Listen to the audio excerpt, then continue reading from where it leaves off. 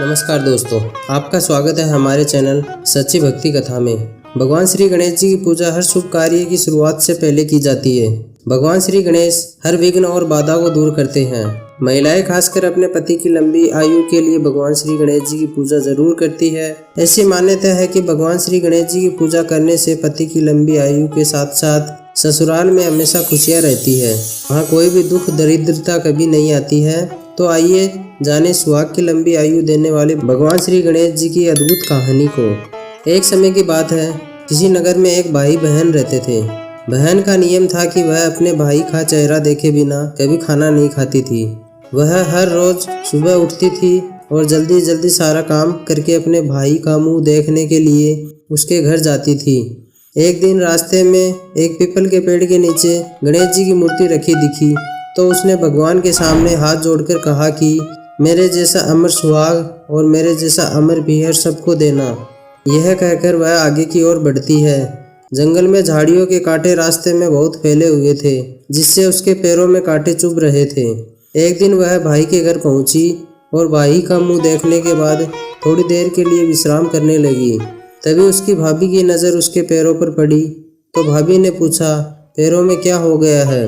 यह सुनकर उसने भाभी को कहा कि रास्ते में जंगल की झाड़ियों के गिरे हुए कांटे पैरों में चुभ गए थे। इसके बाद जब शाम को भाभी ने अपने पति से कहा कि रास्ते को साफ करवा दो, आपकी बहन के पाँव में बहुत सारे कांटे चुभ गए हैं। भाई ने तब कुल्हाड़ी लेकर सारी झाड़ियों को काटकर रास्ता साफ कर दिया, जिससे गणेश जी का स्थान भी वहाँ से हट गया। यह देखकर भगवान गणेश जी को बहुत गुस्सा आया और उन्होंने उसके भाई के प्राण हर लिए।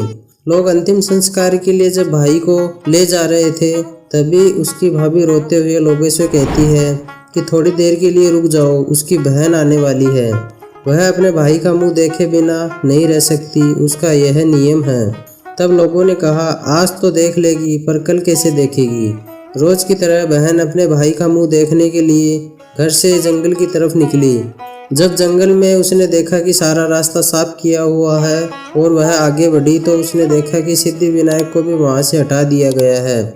तब उसने जाने से पहले गणेश जी को एक अच्छे स्थान पर रखकर उन्हें स्थान दिया और हाथ जोड़कर बोली, हे गणेश जी महाराज, मेरे जैसा अमर सुहाग और मेरे जैसा अमर पीहर सबको देना।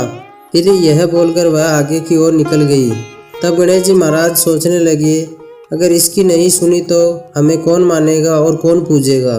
तब सिद्धि विनायक ने उसे आवाज़ दी, हे बेटी, इस खेजड़ी की 7 पत्तियां लेकर जा और उसे कच्चे दूध में घोलकर अपने भाई के ऊपर छींटे मार देना, वह उठकर बैठ जाएगा।